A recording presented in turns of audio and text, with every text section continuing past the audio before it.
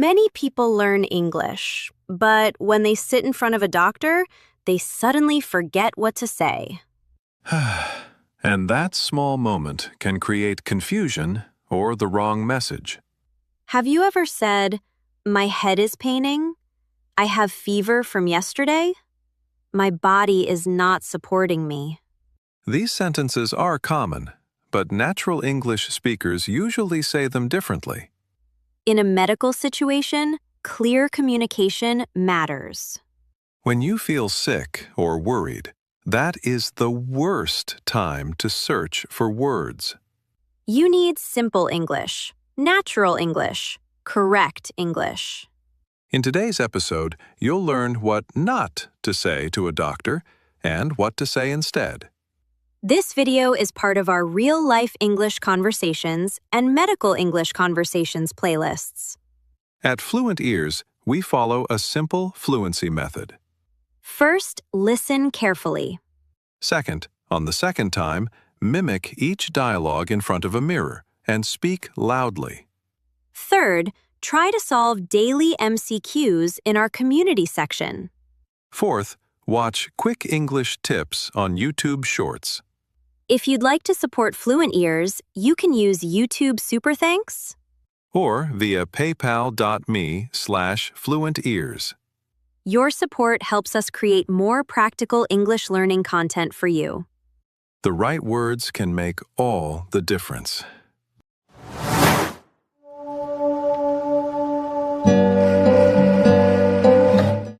A quiet clinic room. Dr. Miller reviews a file as Emma and Rianne take their seats. Good morning. What brings you in today? Doctor, my head is paining since morning. Dr. Miller looks at her kindly. I understand what you mean. Many learners say that. So, is it wrong? It's understandable, but it does not sound natural in English. Really? I thought it was correct. A better way to say it is, I have a headache. I have a headache. Good. You can also say, my head hurts. So, both are natural? Yes, both are common and clear. This is a common mistake. Many people translate directly from their first language. So I should not say, "My head is paining"? It's better to avoid it. Say, I have a headache. My head hurts. I've had a headache since morning. That last one sounds useful. Yes, especially when mentioning time. Let me try. I've had a headache since morning. Excellent. If the pain is strong, you can also say, I have a severe headache. My head really hurts. That sounds better. Much clearer, too. Natural English is often shorter, simpler, and direct. Now tell me again from the beginning. Doctor, I've had a headache since morning. Perfect. Clear and natural. Emma smiles confidently. One sentence corrected already. And I already feel smarter. They all smile lightly. One small correction can make a big difference. But headache mistakes are only the beginning. The next problem is something millions of learners say about fever.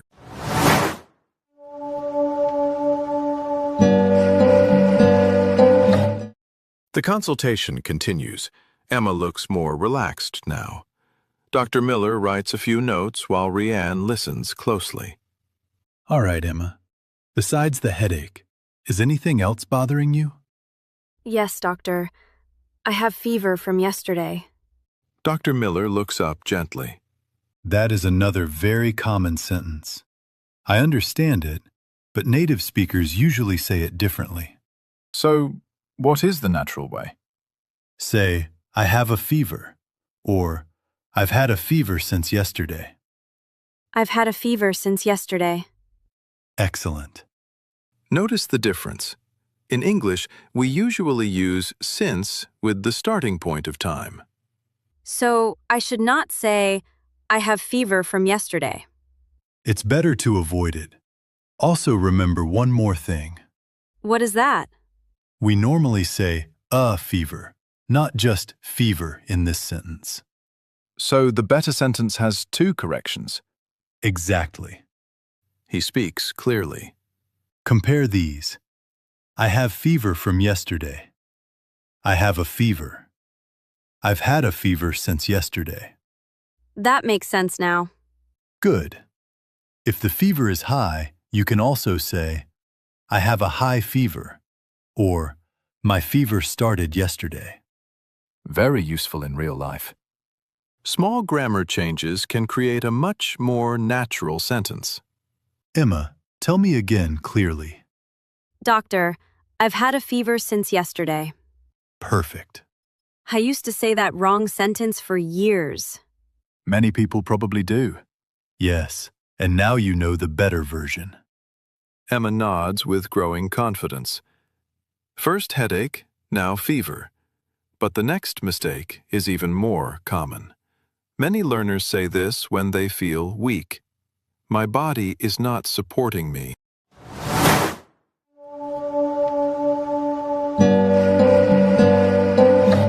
The room feels calmer now. Emma is more confident, but Dr. Miller remains attentive. Rianne leans forward with interest. Emma, besides the fever, how have you been feeling? Doctor, my body is not supporting me. Dr. Miller smiles politely. I understand what you mean, but that sentence sounds unnatural in English. Many people say that. Yes, because they translate directly from another language. Then how should I say it? It depends on the meaning. Usually you can say, I feel weak. I feel very tired. I don't have much energy. I'm feeling unwell. I feel weak. Good. That is simple and natural. Direct translation often creates strange sentences. Natural English usually describes the feeling clearly. So I should not say, my body is not supporting me. It's better to avoid it. What if she feels dizzy too? Then she can say, I feel weak and dizzy. I feel lightheaded. I'm not feeling well today. I like those sentences. They sound real. Exactly. Choose words that describe the symptom. He speaks in a calm, teaching tone. Compare these. My body is not supporting me. I feel weak. I feel very tired. I'm not feeling well. Excellent. Much better than the first sentence. When you speak clearly, the doctor understands faster. Emma, one more time from the beginning. Doctor, I feel weak and I don't have much energy. Perfect. Clear and natural. Emma smiles proudly. 3 corrections already. And I am learning fast. Headache, fever, weakness. But pain creates even more mistakes. The next problem is how learners describe pain in the stomach.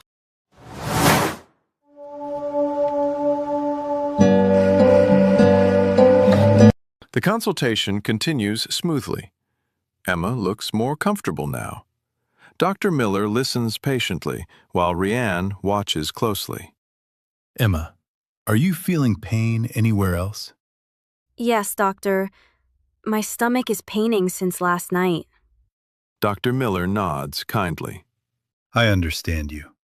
But that sentence sounds unnatural in English. Similar to the headache mistake. Exactly. Many learners use the same pattern. Then how should I say it? You can say, I have a stomach ache. My stomach hurts. I've had stomach pain since last night. My stomach hurts. Very good.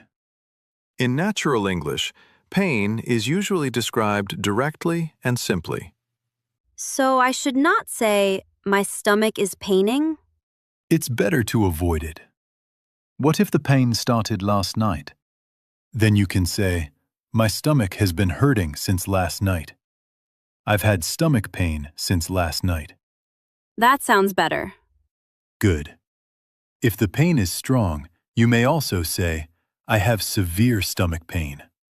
I have a bad stomach ache. Useful in real situations. Clear descriptions help doctors understand symptoms faster. Compare these. My stomach is paining since last night. My stomach hurts. I've had stomach pain since last night. Let me try again.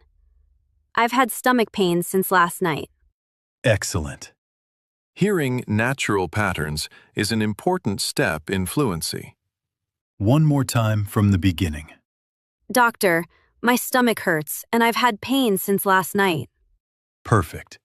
Clear and natural. Emma smiles confidently. Headache, fever, weakness, stomach pain. But medicine creates another common mistake. Next, many learners struggle to explain tablets and treatment clearly.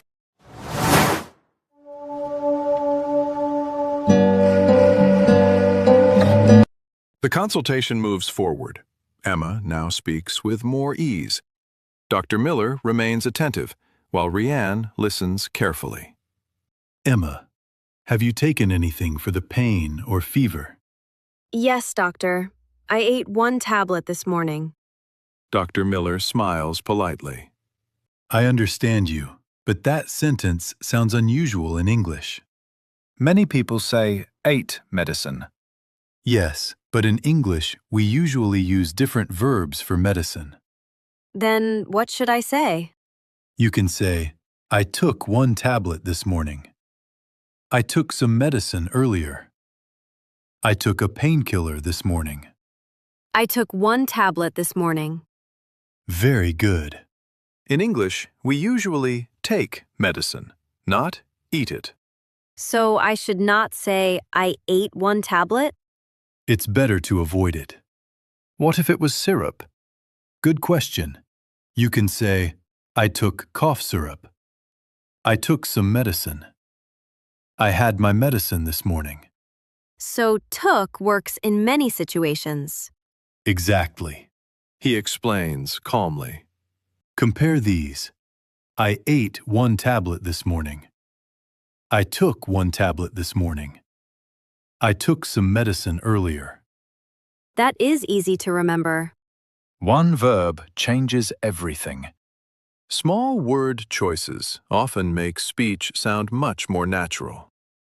Emma, tell me again clearly. Doctor, I took 1 tablet this morning, but I still have a headache. Excellent. Clear and useful. Emma nods confidently. You're sounding more natural already. I feel more confident too. Symptoms are important, but timing is important as well. Next, many learners struggle to explain when something started.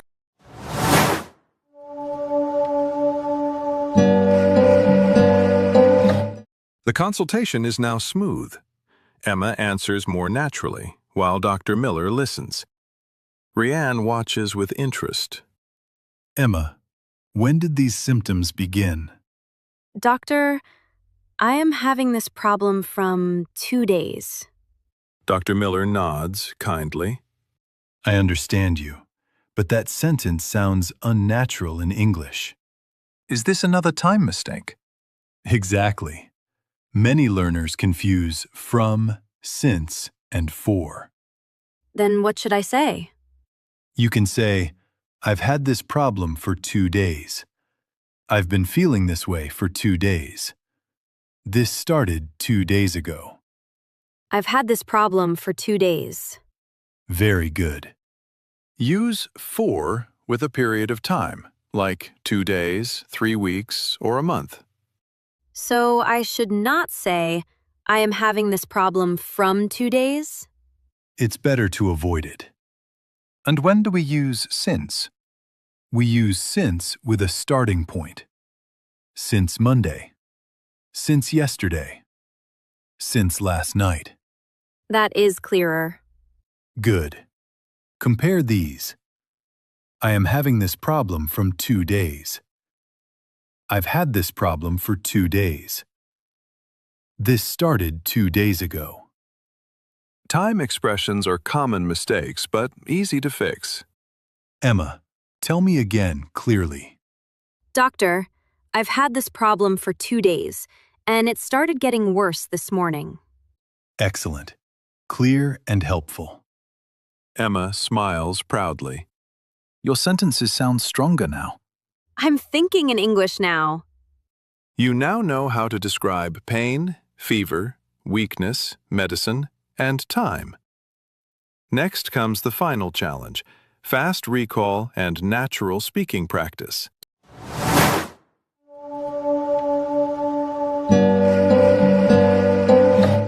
The consultation is ending.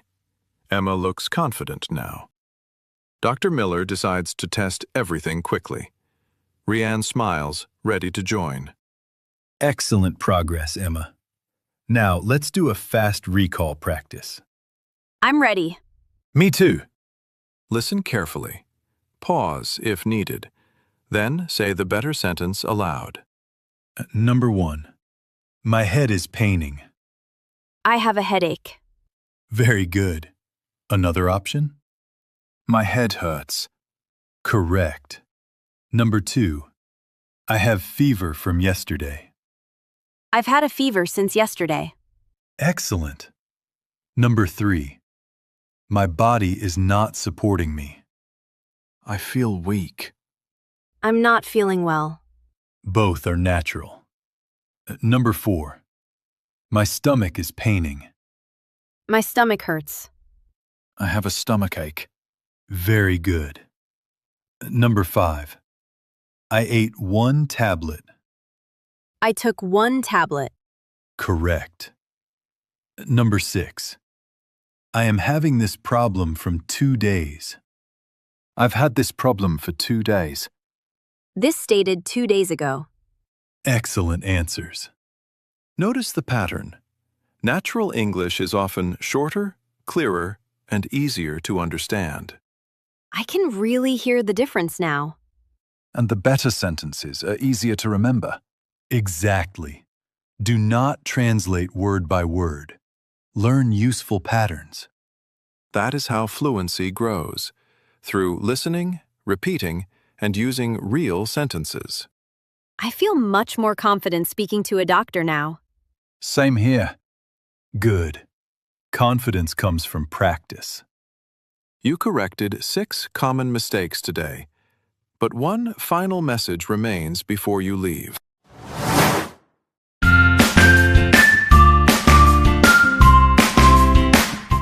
Emma and Rianne walk out of the clinic calmly. Both look more confident than before. Today was really helpful. Yes, small corrections made a big difference. I used to translate directly in my mind, Many learners do. but now I understand something important. What's that? Natural English is usually simpler than I thought. That is true. Fluency is not about difficult words. It is about clear and natural communication.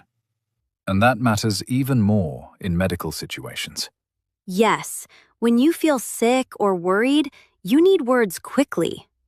Today, you learned how to speak more naturally about headache, fever, weakness, stomach pain, medicine, time expressions. And those are real situations people face often. I also liked the recall practice. Repetition makes learning stronger. At Fluent Ears, we follow a simple fluency method. First, listen carefully. Second, watch again and mimic each dialogue in front of a mirror. Speak loudly and clearly. Third, solve the daily MCQs in our community section. Fourth, watch quick English tips on YouTube Shorts. If you practice this way regularly, your confidence will grow step by step. This episode is part of our real-life English conversations and medical English conversations playlists. If this lesson helped you, you can support Fluent Ears through YouTube Super Thanks. Or via paypal.me/fluentears. Your support helps us create more practical learning content for you. Keep learning Keep speaking. and keep moving forward, one sentence at a time.